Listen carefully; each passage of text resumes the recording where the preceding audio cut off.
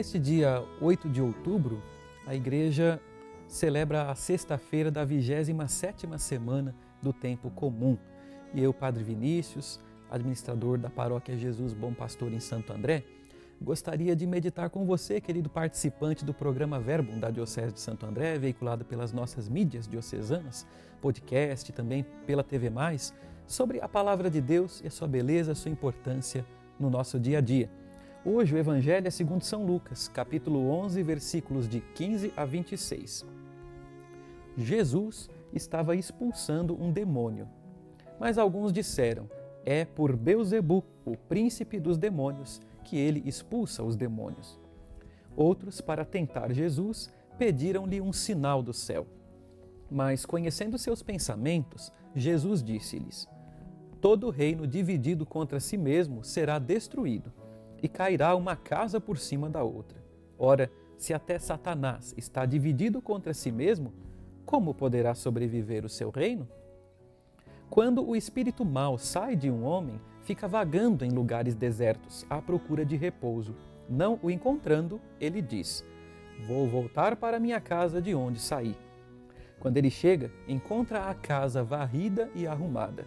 Então ele vai e traz consigo outros 7 espíritos piores do que ele, e entrando, instalam-se aí. No fim, esse homem fica em condição pior do que antes. Os antigos romanos diziam divide et impera, divide e impera.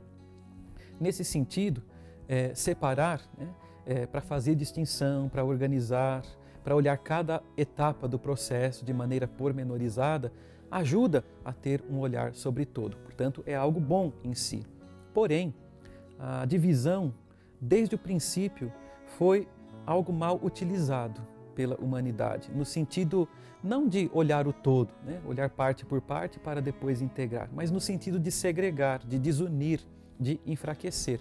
E é justamente essa prática que Jesus, neste Evangelho, reprova, quando ele mesmo é acusado de fazer divisão, quando ele cura aparentemente em nome das forças do mal, segundo a acusação dos fariseus.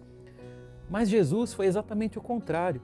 Ele foi o enviado do Pai com a missão de reconciliar e não de dividir. Então, primeiro o povo de Deus, os judeus, ele quis congregá-los e em seguida toda a humanidade. A grande obra de Jesus, meus irmãos, se resume no que ele ensinou hoje neste Evangelho.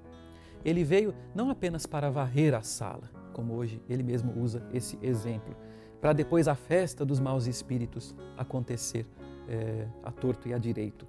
Ele veio debelar, extinguir, dissipar completamente o poder do demônio e nos devolver a possibilidade da salvação, que os fariseus, com a sua instrumentalização da religiosidade, estavam dificultando. Então, que a palavra de hoje toque aqui o nosso coração, reacenda em nós o desejo de abraçar por completo, não de forma dividida, como hoje o Evangelho nos ensina a não fazer, não de forma parcial, abrindo mão de umas partes, acolhendo outras, o projeto de Jesus, a vida com Jesus, na nossa oração constante, na penitência que é abrir mão daquilo que é contrário a esse projeto e na abertura à graça, pela participação nos sacramentos. Assim, certamente, meus irmãos, o nosso coração nunca será uma casa varrida e arrumada para sediar a ação do maligno. Nesse sentido, oremos pedindo a libertação de todos os males que possam nos impedir de nos aproximar do Senhor. Oremos. Pai Todo-Poderoso, derramai vossa graça em nossos corações, para que, caminhando à luz dos vossos preceitos, sigamos sempre a vós como pastor e guia. Por Cristo nosso Senhor. Amém. A bênção de Deus Todo-Poderoso, Pai e Filho e Espírito Santo, desça sobre ti e permaneça para sempre. Amém.